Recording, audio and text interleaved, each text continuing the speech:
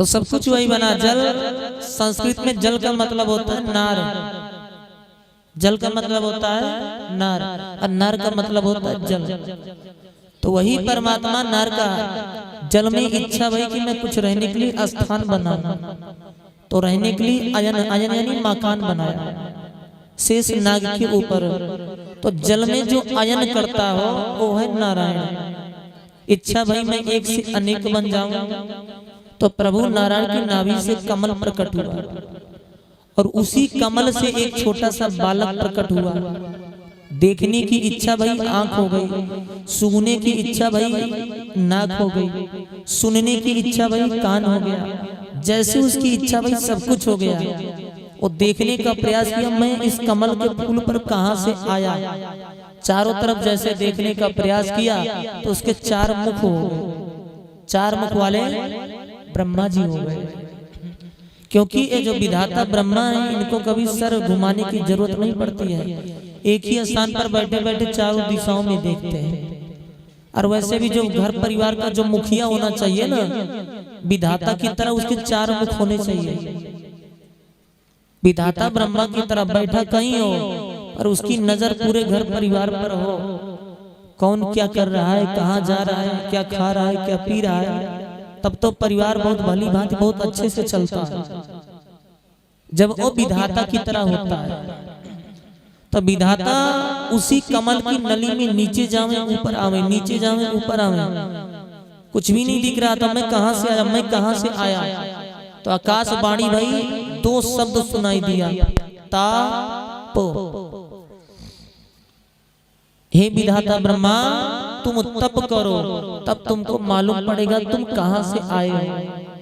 विधाता ब्रह्मा उसी कमल पर समाधि लगा लिए और अनंत जन्मों की समाधि तपस्या करते करते करते करते एक दिन चतुर्भुज नारायण का दर्शन हुआ। श्री कृष्णाय वासुदेवा हरे परमात्मे प्रणत कलेश नाशाय गोविंदाय नमो नमः। दर्शन हुआ और हाथ पकड़ लिए विधाता को। विधाता आज से मैं तुमको विधाता बनाया, जाओ। विधाता बोले प्रभु मान लो हमको अभिमान आ गया, आप हमको कह रहे हो तुम विधाता हो, ऐसा करो सृष्टि बनाओ। अभिमान आ गया तो कोई एक दो गांव का मालिक बन जाता है, कितना बड़ा अभिमान आ जाता है, और हमें तो आप विधाता बना रहे हो। प्रभु बोले नहीं नहीं, ऐसा विधाता जिसको मेरे शरीर का मेरा अबोध नहीं होता है उसी को अभिमान आता है, और जिसको मेरा अबोध हो जाता है उसको कभी अभिमान नहीं आता है। जिसको ये लगता है जो कुछ भी मिला है सब मेरी मेहनत से मिला है उसी को अभिमान आता है। जो कुछ भी है मैंने किया हूँ, मेरा है, मेरा, उसी को अभिमान आता है। और जिसको ये लगता है जो कुछ मिला है सब परमात्मा की प्रसादी, उन्हीं की कृपा है, उसको अभिमान नहीं होता। क्योंकि ऊंट को तभी तक लगता है कि मैं सबसे बड़ा हूँ जब तक ऊंट पहाड़ के नीचे नहीं आता है। और जैसे ऊंट पहाड़ के नीचे आता है तो मालूम पड़ता है कि हमसे भी बड़ा और भी कोई है। जाओ तुम सृष्टि बनाओ। तो विधाता ब्रह्मा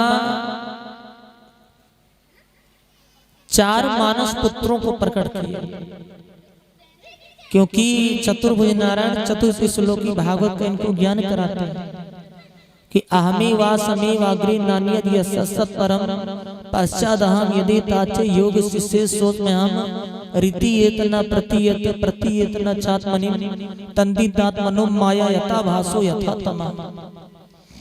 मानस पुत्रों को जैसे प्रकट किए, पिताजी की बात को नहीं माने और वन को चले गए। पिताजी को बहुत जोर का क्रोध आया, फिर 10 महात्मा को उत्पन्न किए, भृगु, अंगिरा, वामदेव, कश्यप, पुलस्ती, इस प्रकार 10 महात्मा को उत्पन्न किए। वो भी सब वन को चले गए।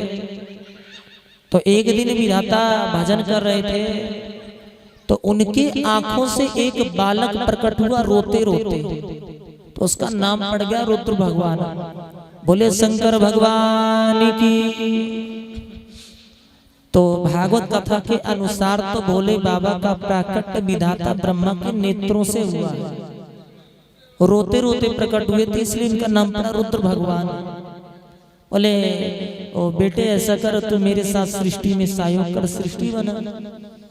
भोले बाबा बोले जैसी इच्छा जैसी आज्ञा आपकी। सृष्टि बनाए भोले बाबा, पर सृष्टि ने को उल्टी पुल्टी कर दी। किसी की आंखें पीछे लगा दी, आंखें टेढ़ी कर दी, किसी का सर ही टेढ़ा कर दिया, किसी के हाथ पीठ में लगा दिए, किसी का मुख टेढ़ा इधर उधर सब कर दिए। ऐ विधाता ब्रह्मा बोले बस बस भैया, तुम तो पूरी दुनिया भूत से भर दोगे। बोले भंडारी बस करो बस। बोले ठीक है, ऐसा करो, बस करो बस। बोले ठीक है प्रभु, जैसी आपकी इच्छा, अब बढ़ जाओ, भजन करो। तो एक दिन विधाता एक कन्या को प्रकट किए जिसका नाम पड़ा माता सरस्वती। बोलो सरस्वती मैया की।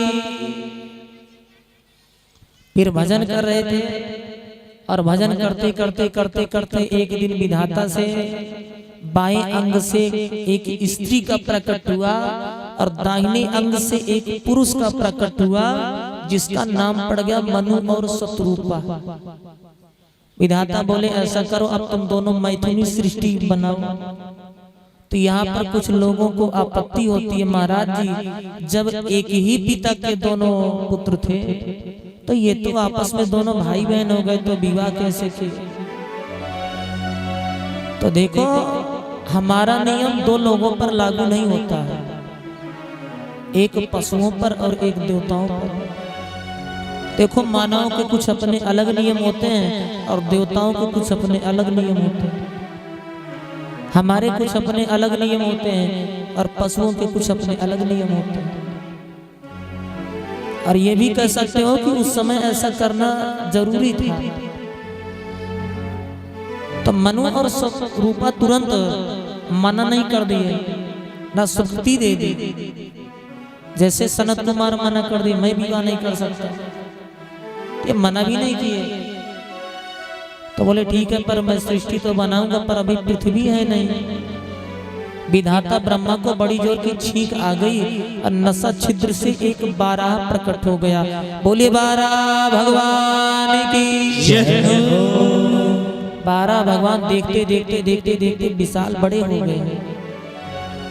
परीक्षित जी महाराज खड़े हो जाओ और भागवत जी को चंदन, ठाकुर जी को चंदन लगा दो। 12 भगवान का प्रकट हुआ है और 12 भगवान देखते देखते विशाल हो गए और समुद्र में डुबकी लगाए। दंत तिष्ठिका पर पृथ्वी को लेकर के ऊपर आते हैं और रास्ते में ही एक राक्षस मिला जिसका नाम था हिरण्यकश्यप। उसका परमात्मा उसका उद्धार किए, क्योंकि बार बार में वो रास्ता रोकने का प्रयास कर रहा था। तो संतों ने पूछा प्रभु एक बात बताओ, अभी अभी तो सृष्टि की कथा भाई, और बीच में कहां से राक्षस कैसे आ गया? तो बोले ऐसा है, एक प्रभु के पार्षद हैं जिनका नाम है जय और विजय। सनत कुमार इनको श्राप दे दिए थे, क्योंकि एक बार प्रभु से मिलने गए थे, एक द्वार पर खड़े थे जय विजय। बोले मैं तो जाऊंगा, 5-5 साल के दिखने में लगते हैं। बोले नहीं जा सकते, अभी भगवान विराम कर रहे हैं। बोले मैं तो जाऊंगा। बोले नहीं जा सकते हो, श्राप दे दिए, जाओ। इतनी ऊंची सत्ता पाकर के तुमको अभिमान हो गया है, जाओ तुम राक्षस बन जाओ। पांव पकड़ लिए प्रभु, मैं तो भगवान का सेवक हूँ और उनकी आज्ञा का पालन कर रहा हूँ। तो बोले कोई बात नहीं, अब तो मैं तुम्हें श्राप दे दिया हूँ, यदि अब तुम भक्त बन करके जाना चाहते हो तो जाओ, पर 7 वर्ष तक, 7 जन्मों तक तुमको भगवान से दूर रहना पड़ेगा। और यदि राक्षस बन के जाना चाहते हो तो 3 जन्मों के बाद फिर आ जाना। तो बोले ऐसा प्रभु, 7 जन्मों तक दूर नहीं रह सकता, 3 जन्मों तक के लिए दूर जाऊंगा। तो वही है जय और विजय, जो आज हिरणाक्ष और हिरण्यकश्यप बने हैं और इधर रावण और कुंभकर्ण बने हैं, दंतवक्त और शिशुपाल बने हैं। और इनका उद्धार करने के लिए भगवान ही आए।